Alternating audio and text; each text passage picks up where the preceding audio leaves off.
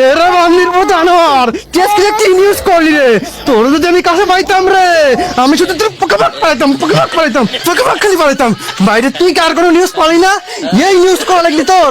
আমি তোর দুইটি বিসি গাড়ি কুইতে খাওয়াবো রে।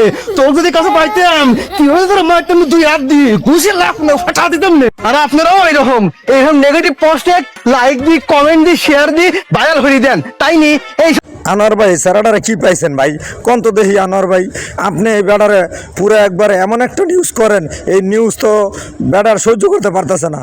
দেখেন তো ভাই ছাদের উপরে বেড়া কি পাগলের মতো কি করতেছে, কোন সুম ছাদের তনে লাভ দেয় ভাই। তাহলে কলম আপনি আর এই নিউজ আর করতে পারতেন না। আনোয়ার ভাই আপনি একটু সীমিত নিউজ করুন তারে নিয়ে ভাই, ঠিক আছে ভাই? এরা বান্দির মতো আনোয়ার টেস্ট কি নিউজ করলি রে। তোর যদি আমি কাছে পাইতাম রে, আমি শুধু তোর পোকাপাক খালি পাইতাম। বাইরে তুই কার কোনো নিউজ পালি না, এই নিউজ করা লাগলি তোর। আমি তোর দুইটি বিসি গাড়ি কুইতে খাওয়াবো রে। তোর যদি কাছে পাইতাম কি হয়ে তোর মারতাম, দুই হাত দিয়ে ঘুষে লাফ না ফাটা দিতাম না। আর আপনারাও এরকম নেগেটিভ পোস্টে লাইক দি, কমেন্ট দি, শেয়ার দি, ভাইরাল হয়ে দেন, তাই নি? এই আনোয়ার ভাই স্যারাডারে কি পাইছেন ভাই, কোন তো দেখি আনোয়ার ভাই। আপনি এই বেড়ারে পুরো একবার এমন একটা নিউজ করেন, এই নিউজ তো বেড়ার সহ্য করতে পারতেছে না।